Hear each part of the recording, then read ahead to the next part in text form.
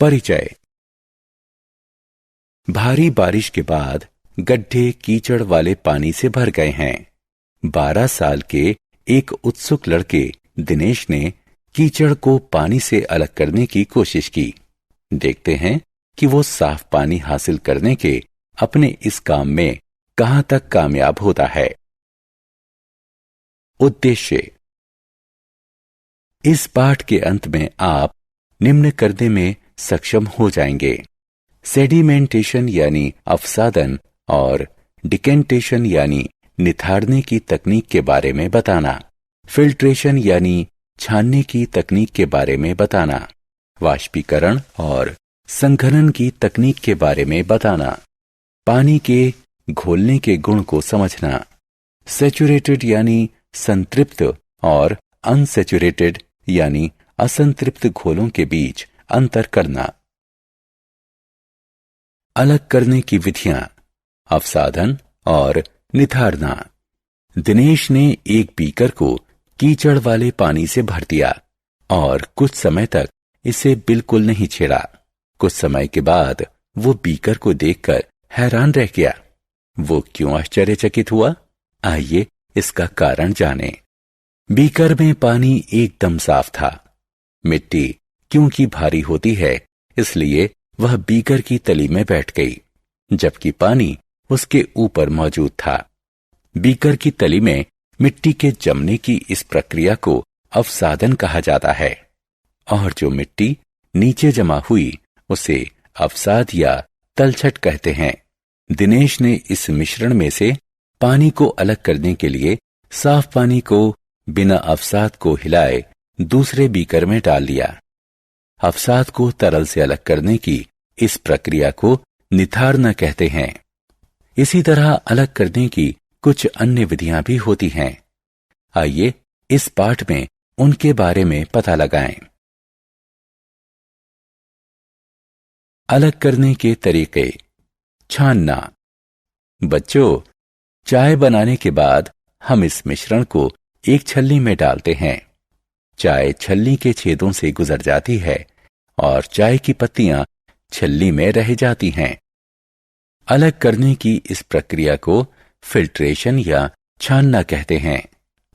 लेकिन छानने की यह प्रक्रिया किसी तरल में घुल चुकी ठोस चीजों को अलग नहीं कर सकती। कभी कभी किसी ठोस चीज के महीन कण उस छलनी से भी पार निकल जाते हैं, जिसका इस्तेमाल छानने के लिए किया जाता है। ऐसी स्थिति में फिल्टर पेपर का प्रयोग किया जाता है।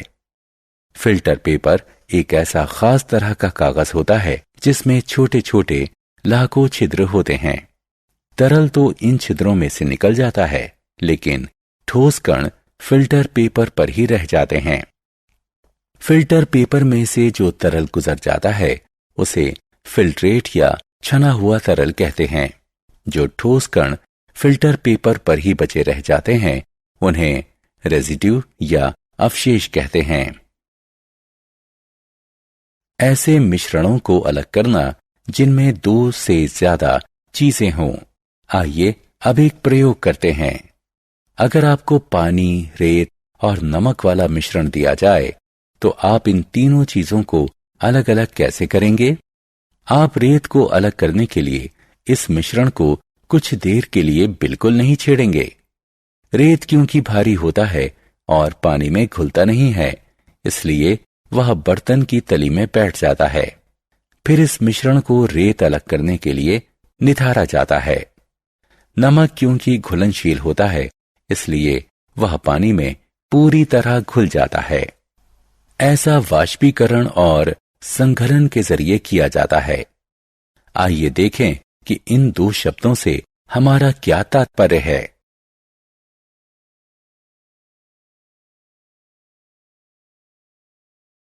अलग करने के तरीके। वाष्पीकरण और संघनन। जिस प्रक्रिया में पानी को गर्म करके भाप कणों में बदला जाता है उसे वाष्पीकरण कहते हैं। जिस प्रक्रिया में भाप के कणों को पानी में बदला जाता है उसे संघनन कहते हैं। जब हमें पानी में घुले हुए नमक के मिश्रण को अलग अलग करना होता है तो हम इस घोल को एक केतली में डालकर उसे ढक्कन से ढक देते हैं। पानी गर्म होकर कणों में बदल जाता है जो केतली के मुंह से निकलने लगते हैं। इस पानी को तब तक गर्म करते रहिए जब तक सारा पानी कणों में परिवर्तित नहीं हो जाता। अब केतली में सिर्फ नमक ही बचा रहेगा। तो इस प्रकार इस प्रक्रिया के जरिए पानी में घुले हुए नमक को पानी से अलग किया जा सकता है। पानी को ऊष्मा के जरिए कणों में बदलने की इस प्रक्रिया को वाष्पीकरण कहते हैं। पानी प्राप्त करने के लिए नमकीन पानी को गर्म करने के दौरान बर्फ वाली एक तश्तरी को केतली के मुंह के ठीक ऊपर पकड़िए। जब केतली के मुंह से निकलने वाली भाप बर्फ वाली प्लेट के संपर्क में आती है तो ये घनीभूत हो जाती है और इससे पानी बन जाता है। इस प्रक्रिया से हमें पानी वापस मिल जाता है। जल कणों को पानी में बदलने की इस प्रक्रिया को कंडेंसेशन यानी संघनन कहते हैं।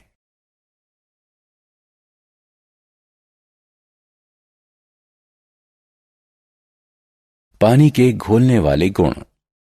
पानी एक ऐसी चीज है जिसमें बहुत सारी चीजें घुल जाती हैं, लेकिन कुछ चीजें ऐसी भी हैं जो पानी में नहीं घुलती। आप रेत, दूध, नींबू का रस और मोम इकट्ठा कीजिए, थोड़ी चीनी और नमक भी लीजिए।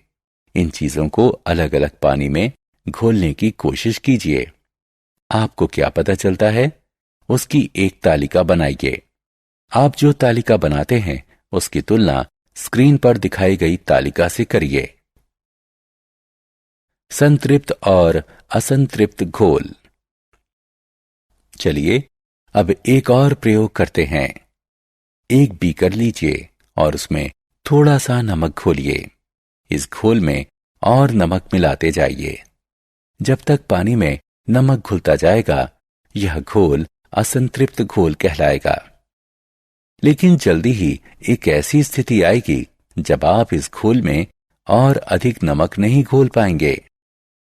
इस स्थिति में यह घोल संतृप्त हो जाएगा। तो किसी घोल को तब घनीकृत कहते हैं अगर इसमें किसी चीज की और अधिक मात्रा को घोला ना जा सके। संतृप्त घोल पर ऊष्मा का प्रभाव। किसी संतृप्त घोल में नमक की थोड़ी मात्रा मिलाइए और इसे गर्म कीजिए। बीकर की तली में बिना घुले नमक का क्या होता है? जी हां, ये घोल में घुलने लगता है। अब इस गर्म घोल को ठंडा होने दीजिए।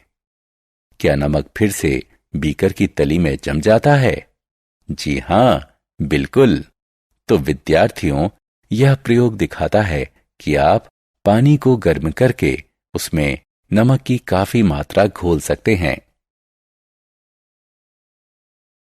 सारांश। आइए हमने जो कुछ सीखा है उसे संक्षेप में दोहराएं। अवसादन एक ऐसी प्रक्रिया है जिसके जरिए किसी तरल में मौजूद घुल ना सकने वाले भारी कणों को नीचे बैठने दिया जाता है। निथाड़ना एक ऐसी प्रक्रिया है जिसमें अवसादन के बाद प्राप्त हुए साफ तरल को किसी दूसरे पात्र में डाला जाता है और नीचे जमे कणों को हिलाया नहीं जाता है। छानना एक ऐसी प्रक्रिया है जिसमें किसी मिश्रण के एक अघुलनशील ठोस पदार्थ को इसके तरल तत्व से एक फिल्टर के जरिए गुजारकर अलग किया जाता है। पानी को गर्म करके उसे भाप कणों में बदलने की प्रक्रिया को वाष्पीकरण कहते हैं। पानी के कणों को पानी में बदलने की प्रक्रिया को संघनीकरण कहते हैं। जिस घोल में किसी चीज की ज्यादा मात्रा को घोला जा सकता हो उसे असंतृप्त घोल कहा जाता है, जबकि जिस घोल में ऐसा नहीं किया जा सकता उसे संतृप्त कहा जाता है।